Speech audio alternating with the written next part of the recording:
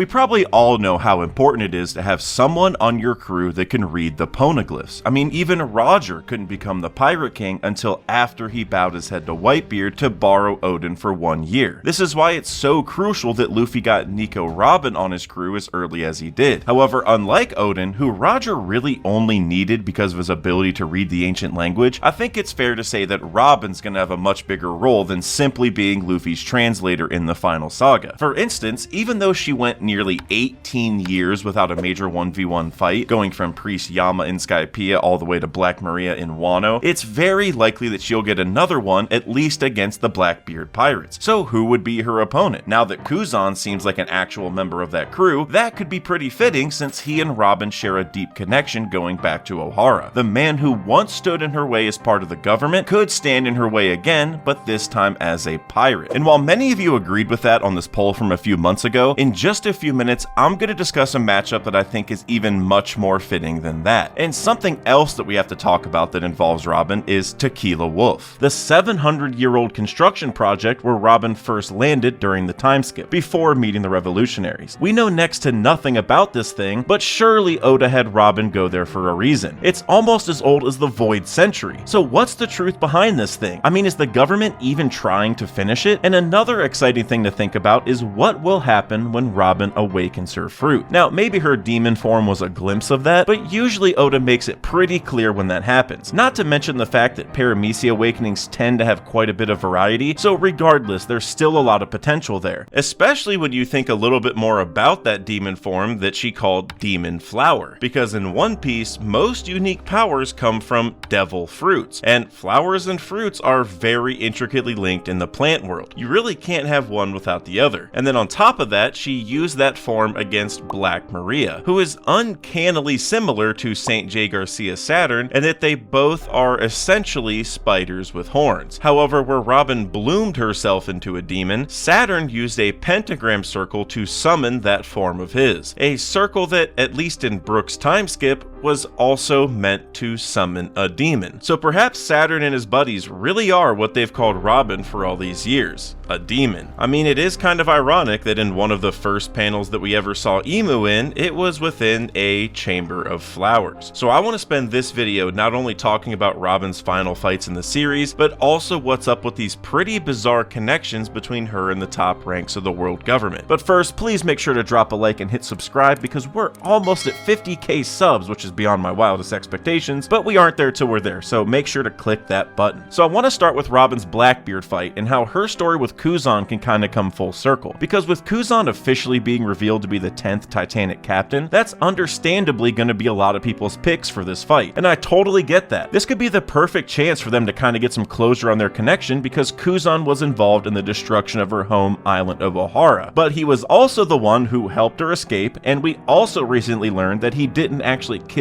Saul either. So in regards to their past with Ohara, it's kind of a complicated situation because although he was a part of the government, he was also the only reason that she and her friend lived. The will of Ohara lives on, as Vegapunk said, but now that Kuzan is a part of the Blackbeard Pirates, he would be standing directly in the way of Robin's captain's dream. Now, we may not know what Kuzan's true intentions are just yet, because after Punk Hazard he did say he was still him, but as it stands now, his alliance with Blackbeard kind of necessitates a legitimate conflict between these two, because that's the one pirate we know Luffy still has to defeat before the story's over. But the one issue that I do see here is that first off, Robin really has no business defeating Kuzan. Kuzan is someone who is not only an admiral, but like 99% of the way to fleet admiral. I mean, Kuzan and Akainu had to fight for 10 whole days before the victor was decided. And Robin isn't even confirmed to have Haki yet, and you kinda need Haki to touch Logias, which Kuzan is one of those. So for her to develop that and also become strong enough to defeat Kuzan would be a kind of massive and maybe even impossible jump to me. So the way that I kind of see this fight going down is that Robin would start off against Kuzan, thus allowing them to hash things out and maybe debate the ways of the world, debate the ways their captains see the world and all that kind of stuff, but then someone will come in and take over that fight right before she loses, basically mirroring the Black Maria situation. Part of the reason that Robin was so touched by Sanji calling her in for help was because not only has she finally made friends that she can believe in, but they can also believe in her. She felt needed because he called her in. She got to feel like she could help someone in return for once, and that was a good sign of development for Sanji too, because Oda loves to match him up against women, or men who can turn into women, and have him either get help or think of a way through it. And we got to see that development kind of come full circle when he finally learned it was okay to ask a woman for help, especially a woman like Robin who wants to be asked for help. So I think Robin will flip into that role against Kuzan, learning that she can also lean on her friends in the same way that Sanji leaned on her. This is a lesson she started to learn in Eni's lobby with the I want to live moment, and I think it could come full circle while having her connection to Kuzan also come full circle at the same time. And her calling in Sanji could be a beautiful way to tie it right back to that Black Maria situation. And Sanji has been kind of flexing his lady radar lately, so him hearing her from a really far distance would be kind of dope. Now, Sanji vs Aokiji does feel pretty strange on the surface, so I'll just discuss that in a different video. So the thing we need to talk about now is who would Robin actually fight if it's not Kuzan? If she starts off against him but then has to take on someone else, who would that be? Well look, I'm sure this is going to seem controversial when you first hear it, just like some of my other Blackbeard matchups, which the playlist will be found down below, but I promise it's going to make sense if you just hear it through, because I think Robin will actually fight San Juan Wolf. And the first big reason for this is that Robin is the only Straw Hat other than Luffy that could potentially get to San Juan Wolf's almost 600-foot tall size by using her Devil Fruit. She also announces most of her attack names in Spanish, and San Juan is a Spanish name. Also, Robin spent part of the time skip at Tequila Wolf, which might just have some type of connection to San Juan Wolf. And other than Usopp, what crew member has the closest ties to the Giants? I mean, Usopp may be inspired by them, but Robin's backstory is very closely tied to the Giants because of Saul. He's the one who convinced Robin that she had friends out there somewhere, making it all too fitting for her to then fight another giant to protect those same friends and their dreams. And she would be defeating the biggest giant we know of at that. And in fact, Saul said that he was from an island other than Elbaf, and neither is San Juan Wolf. He was born in the West Blue, the same sea that Robin and O'Hara are also from. So hopefully that was enough to convince you that I might be onto something, because now I'm going to dive a little deeper into each of those points and how it might all wrap back into the truth behind Tequila Wolf. So let's start with the fact that Robin could potentially be San Juan's size using her fruit. Of course, we haven't seen Robin become 600 feet tall like San Juan just yet, but even from the pre-time skip till now, we've actually seen her be able to create bigger body parts over time by producing more and more flowers at a time. I mean, most of her attacks start out with her shouting out the amount of flowers, or body parts I guess, that she's blooming, like Dos Flor, 20 Flor, 100 Flor, 1000 Flor. These are all just Spanish ways of saying 2 flowers, 20 flowers, 100 flowers, 1000 flowers, etc. And she usually does this same kind of thing, but with actual body parts, like Gigantesco Mano is just how you say gigantic hand in Spanish, and there's Ojos Flor, which are eye flowers, Cuerpo Flor, which is body flowers, and of course Demonio Flor, which is demon flower, and we'll talk much more about that one later. But the point for now is that Robin has continued to improve with these powers over time, so it wouldn't surprise me if she was even able to get to Wolf's size eventually, especially with Awakening. And we actually learned in San Juan Wolf's Weaver card that his maximum height was 590 feet, or 180 meters, due to his Devil Fruit, the huge fruit. He was once born a relatively normal-sized giant, but became ginormous thanks to those powers. And then on the other hand, Robin is just about 6 feet tall right now, or 100 times less than San Juan already is. However, Oda jokingly told us in an SBS that Robin's range was 200 Hana-Hanas. Now again, he was probably kidding here, but if I were to take that kind of literally and say that maybe that was 200 times her size, then her maximum height would be right around 1200 feet, or very close to exactly twice as tall as San Juan. Now, maybe his Awakening will change that maximum height or something down the road, but either way, this matchup could literally become the battle of the biggest giants we've ever seen in One Piece. And a common take about this that I've heard is that since San Juan Wolf is the colossal battleship, that's a good fit for Frankie, especially if he docks with the Sunny, as a lot of us expect, because it would then be like a battle of the battleships. And while I get that sentiment, the Sunny is like a fraction of the size of San Juan Wolf at his current size, let alone once he awakens his fruit. And I also dropped a different video that talks about why Burgess makes for an absolutely perfect fit for Frankie, and you can find that down below. But I think the best part about this as it ties to Robin would be Saul. Saul. Robin's close ties to the Giants could make this battle with San Juan Wolf a very emotional one, because when we think of the Giants, we tend to think of ones like Dorian Broggie, proud warrior types from Elbaf that are very happy to enter battle when needed. But I think we have evidence that both San Juan Wolf and Saul are not that type of giant. We already know that neither of them were born on Elbaf, but even their temperament seems kinda similar. Saul talked about how he wasn't a savage like those from Elbaf, and he almost talked down to them for that. And San Juan Wolf was the only Blackbeard pirate that didn't really get involved in Marineford, which was one of the biggest wars that we've ever seen. He hid behind the headquarters almost like he was nervous or something, even though he's about as big as the entire battlefield. Wolf may not like the way most giants are similar to Saul. Now, they aren't from the same exact place because Wolf is from the west and Saul is from the south, but there still could be a connection. And earlier I talked about how her confrontation with Kuzan could lead into this fight, and Kuzan is the one who actually kept Saul alive within the ice time capsule. When we saw Kuzan join the Blackbeard Pirates, we also saw him freeze the entire crew, except for Teach, and we saw a giant frozen San Juan Wolf in the distance as well. So Kuzan's already frozen both of these people. So it would be kind of ironic if Robin sort of inverted that situation and then defeated a giant that's on Kuzan's side instead of Kuzan defeating one on Robin's side. Robin will technically succeed where Kuzan failed, although Kuzan probably didn't kill Saul on purpose, but still I think you guys see where I'm getting at. And then the big thing here is Tequila Wolf, and the only thing that really makes me connect this to San Juan Wolf immediately is the name, because not only do they both have wolf, but San Juan and tequila are both Spanish terms. The name San Juan itself is just Spanish for Saint John, but it may also be a reference to the San Juan Nepomuceno, which was a Spanish warship in the Battle of Trafalgar, which is relevant in and of itself. And then tequila is obviously a very popular type of alcohol from Mexico. So this fits pretty nicely into Robin using Spanish named attacks as well. So if San Juan Wolf is tied to Tequila Wolf, I think the best way to accomplish that is if the crime that got him locked up in level 6 originally is tied to it. Now, we don't know exactly when he ate his devil fruit, but we do know that it was before he was ever locked up in Impel Down, and he's currently so large that he can walk on the ocean floor. So maybe he somehow became a laborer at Tequila Wolf early in his life or something, but then he got that fruit and literally just walked away, hoping to reveal the truth of that island to the world. I mean, walking away seems like one of the only ways to get off that island unless somebody comes and rescues you. And someone else who knows the truth of that island is obviously Robin, which would make their fight even more interesting. Maybe they both have the goal of saving the people there and ending that slave labor, but are going about it in much different ways. They'd be opposite sides of the same coin in that regard, which is something I expect we'll see a lot of in the Straw Hat vs. Blackbeard fights. But I think it might help to take a second and kind of give a rundown on what we do know about the 700-year-old bridge, because even I was surprised at some of the details we got after I read through them, like the fact we know it's located in the East Blue and is meant to connect two separate islands, and even 2 years ago they were still said to be far away from completion, and the laborers there are either criminals or citizens of non-government allied nations, which is why it is feasible that San Juan Wolf at some point would have been a laborer there. He was a criminal and he could have easily been born in a non-government allied nation, and we've also seen in recent chapters how bad the government can treat those who aren't affiliated, like those at God Valley for example, which is located in the West Blue, which is the same place that San Juan Wolf is from. And I'm not saying that San Juan Wolf is from God Valley, but I mean, a giant would help speed up the process on the bridge, I would imagine. And this all gets even more interesting when you consider the fact that Kuma is the one who sent Robin there, and he knows very well what it's like to be a slave for the Celestial Dragons, not to mention the fact the Revolutionary Army showed up soon after she arrived, where we learned that they call her the light of their revolution. So clearly Kuma wanted her to see this island for a reason. Something important is going on here that she needs to be aware of. But what is it all for? Well, this is where things get really tricky in my opinion. We were told that it was originally started in order to connect two islands under the orders of the Celestial Dragons 100 years after the Void Century ended, and we know that it's located in the East Blue. So what two islands in the East Blue are worth connecting for the Celestial Dragons? One thing I had to consider was Roger's flashback, where he too saw the bridge after visiting Water 7, and he actually saw it in between Water 7 and Fishman Island, which when I first read it, I thought there was kind of a plot hole there because it would make zero sense for him to be in the East Blue at that point. That would mean he detoured across the Calm Belt to the East Blue and then back, which doesn't make sense at first because he's kind of speed running the Grand Line and trying to get all the road poneglyphs, which he knew most of their locations at this point. However, there is also this little panel in between Water 7 and Tequila Wolf, which I think has to be Ruskaina, the island that Luffy trained at with Rayleigh during the time skip, which is located in the Calm Belt. And that's a pretty cool connection because we even see Rayleigh in that panel. But this also gives us another issue, which is that Ruskaina is on the south blue side of the Calm Belt, not the east blue side. So that means Roger and his crew would have gone to Ruskaina for some reason, maybe to stop at nearby Amazon Lily, maybe, and then also back across the Grand Line, cross the other Calm Belt to the east blue where they saw Tequila Wolf, back across the Calm Belt, then down to Fishman Island. So there's a lot of zigzagging there apparently, even though Oda didn't really show it. But the point for all of this is just to say that Roger was near the end of Paradise in this portion of the flashback. So we know that 25 years ago, Tequila Wolf was being built near that part of the world. And that actually tracks really well with the map that we got during season 1 of the live action. Given that Oda worked directly on this series and they made this map knowing everything we know from the manga, it's probably pretty accurate. And we see Tequila Wolf over there in that region, so that all makes sense. And now we just need to figure out what islands they're connecting over there. And since it's taken 700 years so far, I think it's fair to assume that it's gonna be a pretty long bridge now. So maybe stretching across most of the East Blue maybe, which has me thinking that Oikot Kingdom is a good candidate for one of the islands. This is the island that Nami's originally from, and we saw in her flashback that Marines were helping protect the island. That's how Belmare found her in the first place, since she was a Marine. So they must have been government affiliated to get that protection. And I would assume that the government would make sure the endpoints of this bridge were government affiliated countries, right? I mean, the only other island in the East Blue that would kind of make sense, I think, would be Sixus Island because it's in that same region. And that's where Ace met Deuce and started the Spade Pirates. But the island is pretty deserted and very small, so I doubt that would be tied to Tequila Wolf because, like, what's the purpose? But then where is the other end of Tequila Wolf going? Well, based off its proximity to the Red Line and Marijois, maybe that's just the answer. This bridge might be a way for the Celestial Dragons to travel to Oikot, or whatever the other island is, safely and without anyone seeing them, which could really be the important part. And since this bridge has been going on for 700 years, I would imagine that the original person who commanded it has since died, unless they're immortal or something, which makes me think Imu or the Gorosei might be the ones behind this project, since they'd actually get to use it since they live forever, basically, or that's what it seems like. So if it does lead to Oikot then why would Imu ever want to go there? Well, maybe Oikot is the kingdom that Imu once led before joining the world government. We know that 20 kings of allied nations teamed up to create the world government we know today, and 2 of those that we know of were Alabasta and Dressrosa, with the Nefertari and Don Quixote families respectively. And I think it's fair to assume that Oda will involve at least 1 island, if not 2 or 3, from each sea to be represented among those 20 original kings. And again, given that Oikot was protected by the Marines, we know it's government affiliated and does make sense then. And if that was Imu's original island, that builds some interesting connections to Nami because she's from there, and that probably deserves its own entire video at this point, because this one is about Robin. And given that Robin's dream is to uncover the true history and reveal everything that Imu and the government did 800 years ago, it would also make sense for her to be aware of this plan as well. Maybe being aware of this bridge will help her connect some dots with other bits of history she's read before to make some really important conclusions. And while I love this whole idea about Oikot and everything, I do want to discuss a secondary purpose that Tequila Wolf might have, because the fact it's taken 700 years is kind of absurd, especially given they've worked with Vegapunk recently. So I think this brings up the valid question of, do they even really want to finish this thing? So perhaps they're not finishing it for some reason, or if not, maybe they're just going slowly for some reason. And if so, I think the reason would be that Tequila Wolf is basically acting as a slave factory. They take criminals and non-government affiliated citizens to become laborers here, and those people even have kids while working on this bridge because they do it for like their whole lives apparently, and those kids are basically undocumented then, and if taken away, nobody would really come looking for them because the only people who know they exist are still stuck on the bridge. This would provide a pretty consistent inflow of undocumented slaves, which is something we know the government is already invested in because of Mother Carmel in the House of Lambs. She was selling those orphans to the government for years, under the ruse that she was helping those kids. And the fact that Tequila Wolf started 700 years ago instead of 800 when the Void Century ended could be evidence of this, because most of the slaves from the Void Century were probably dead by the 700-year mark. So the government may have wanted to create something that can help them get more slaves, but without seeming like the bad guys to the other allied nations maybe. So they may have started Tequila Wolf as a front for the slave factory that it truly is. And maybe they gave them such a long project so that they knew it wouldn't be completed before the next Great Cleansing. cleansing. Or maybe the truth is just some combination of both of those ideas. And again, that's what makes Kuma sending Robin there so amazing. He was a slave and knows how bad it sucks. So the fact that he sent their light of the revolution there means something terrible has to be going on. I mean, we're seeing now in Egghead and the God Valley flashback just how inhumane the world government is, with Saturn even telling Kuma that his purpose is either to be a slave or die. And Kuma is the one who sent Robin to Tequila Wolf using his so-called Hands of Liberation. He may have known what was happening there and that Robin is the perfect person to figure it out. And then given how closely Saturn has been tied to Kuma and how closely the Gorosei in general have been tied to Robin because of Ohara, this is the perfect segue to tie this all back to Saturn's new form and the irony about him and his buddies calling Robin a demon, since he may actually be one. So like I said at the beginning, Saturn is apparently an Ushi Oni, or a spider with bull horns essentially, which is eerily close to Black Maria, who had natural horns as well, but also had an ancient spider fruit. Robin defeated Black Maria by becoming a quote-unquote literal demon, and Saturn spawned himself from a pentagram circle that looks like it's meant to summon a literal demon or something. The parallel there is almost too perfect for me to ignore, but the fact that Robin did so by creating a demon flower is ironic in its own way, because in One Piece, we know very well that most unique powers come from devil fruits. That almost inherently ties the underworld and botany together right away, sort of like Robin using demon flower. I mean, overall, it's pretty ironic that the demon child has the flower fruit. And flowers and fruits are very closely linked in the plant world as well, because flowers are what get pollinated on the plant, thus producing a seed, and then usually that seed will then be put into a fruit that's meant for consumption by other creatures in the environment, which then helps those seeds disperse and eventually grow, or bloom I guess, into new plants. So without flowers, you don't get fruits. So this may be tied to why Robin can bloom or reproduce a large number of her body parts with her power. She basically is the flower in question, and she's creating more of herself just as flowers do for a plant. So that's what makes Robin's demon form so interesting to me. For most of the story, she has only made reproductions of parts of herself that already physically existed. Now, she did learn to make more copies of those body parts and to combine them into bigger versions of herself than normal, but at the end of the day, they were still all parts from her actual normal body. But her demon form was something else. She created something new, or at least new to us, a much scarier and apparently more powerful form than we're used to. It wasn't until she fully accepted being a demon in order to protect her friends that she could bloom this form. It's like we got to see the way she's viewed herself her entire life, but she wasn't able to use it until she accepted that part of herself because she's protecting her friends. And that ties it all back to Saturn, because as I mentioned earlier, his summoning circle looks a lot like the one from Brook's time skip. Sure, there are some differences here or there, but I think the parallel's pretty obvious. And that circle was meant to summon a legitimate demon from the underworld. I mean, they called Brook Satan right after he arrived. Not to mention the fact Brook landed there because of Kuma's powers, someone who is again very closely tied to Saturn, which makes this whole connection even more ironic. So while Robin was able to turn herself into a demon using her powers, perhaps Saturn is taking that one step further by being a legitimate demon, one that you could say is bloomed using a circle like that. Now, I'm not saying Saturn is born from the same exact powers as Robin, or that he's even a flower in the way that Robin's forms are, but just that the aesthetic is very similar. Saturn might be the actual devil that would normally be put into a devil fruit. I mean, Robin even kind of crawled out of the floor when she turned into that demon form, and Saturn just rose out of the ground because of the circle. I mean, flowers and plants also grow out of the ground, right? So I think there's definitely some parallels. So that leads me into what Emu could possibly be, because also, as I said at the beginning, one of our first glimpses of Emu was in something called the Chamber of Flowers, and Lily being named after a flower only makes that whole theme much more impactful. Oda's definitely building this flower connection for some important reason, and I think generally speaking, Emu already has major connections to the three female Straw Hat members, Robin, Nami, and Vivi. And yes, Nefertari DVV definitely counts. And she should be the most obvious since she's related to Lily and is being pursued by Emu and the government as we speak. But even Nami has some really strong connections, because when Emu dropped the Mother Flame, we saw them cross out Lelucia on a map. A map of the world, I would imagine, or something pretty close to it, and Nami's dream is to make a map of the world. Also, Nami's entire battle strategy at this point is basically dropping giant lightning strikes on people, and Emu basically did that that on a much bigger scale with the Mother Flame. I actually dug much deeper into those connections in this video if you want to take a look after this, but earlier I also mentioned the potential Oikot and Tequila Wolf theory as well, so the Nami part is pretty strong I think too. But as for Robin, Robin's clearly tying to Emu pretty directly, yes because of the flowers, but also the simple fact that Robin is the one trying to reveal who Emu is, also what the world government did 800 years ago, and why the ancient kingdom set up everything that they set up. But on top of that, Oda just had to give Robin a literal flower fruit as well, making their connection almost too overt. Earlier I mentioned that Oda tied each Straw Hat to a flower, and that Robin was tied to a white lily, technically the Casablanca lily or White House lily, which is in Spanish because Robin says all of her attacks in Spanish, but still. And I think that could go even deeper because here in the US, the White House is where the president stays. The Chamber of Flowers, or Pangea Castle in general maybe, may be Emu's version of the White House in that regard since they are at the top of the whole government. And you might assume that after all of Luffy's ties as sun god Nika, that Oda would associate him with the sunflower. But no, interestingly, that was actually Nami. Now when Oda compared each supernova to a flower, Luffy got the sunflower, which makes a lot of sense, but he didn't do the same for the Straw Hats. When Luffy's compared to his rookie peers, he's a sunflower, but why does that shift to Nami when looking at the crew? Instead, Luffy has Cosmos when compared to the rest of the Straw Hats. So to me, this is a hint about Luffy's second dream, something space related or cosmos related, but regardless, that's not the point for now. The key is how Oda shifted the sunflower over to Nami, potentially building her importance even more as we continue into the final saga. So given all of this flower talk, what would Robin's awakening be? I can understand why you'd believe the demon form is exactly that, but that isn't really how awakenings work for Paramecias. And my rule of thumb is that if Oda doesn't tell us someone awakened, then they probably didn't. Croc told us that Jailer Beast and Impel Down awakened, Doflamingo told us he awakened, Katakuri told us he awakened, Law and Kid told us, Zunisha told us for Luffy, Shaka talked about it a bunch for Lucci and Kaku, etc. So I don't think Oda would miss out on revealing when a fruit reaches its true potential, so I think Robin's awakening will be something other than what we've already seen. And if we follow the setup from other Paramecia fruits, then Robin should be able to turn her environment, and potentially other people, into flowers as well. So let's just think about that idea for a moment. If flowers and fruits are so closely tied together, and Robin's awakening could maybe turn people or objects into flowers, does this give us a potential hint into how devil fruits were first made? Now, obviously I'm not saying her fruit was actually used to make other fruits. I mean, that idea alone creates a chicken before the egg conundrum, but maybe this idea can just kind of give us a template, because we know that zone fruits have wills of their own, and when a devil fruit user dies, their powers get reincarnated into another fruit in kind of a cycle of rebirth. And it's been a long-standing theory in the community that maybe the devil fruits do actually have people or souls inside of them or something, or maybe people were sacrificed to create them, or some combination thereof. So perhaps Robin's awakening can give us an example of that. Now on the surface it might seem kind of savage for Robin to actually turn someone into a flower or fruit permanently, but this woman is savage incarnate. Not only does she have these overly morbid thoughts from time to time, but she's basically made a living cracking people's necks and backs. She doesn't give a fuck. If she's fighting someone, like her Blackbeard pirate opponent for example, I could definitely see her being truly demonic and straight up transforming them. And maybe that alone could provide a hint to Robin about the past and about how devil fruits could have been made. I mean, remember, Caesar needed actual living creatures to create sad, which was then used on a farm to grow trees that produce smiles. So there's already kind of a parallel there of turning living things into plants and fruits already. But at this point, we're getting awfully close to just answering where the original devil fruits came from, which is a theory I'm still kind of working on for the time being. So I'm going to end this video here for now, but please make sure to subscribe so you don't miss out when I drop that video in the future. Please make sure you hit the like button, and maybe go check out one of these videos that YouTube told me you might like to watch after this. But until next time, later.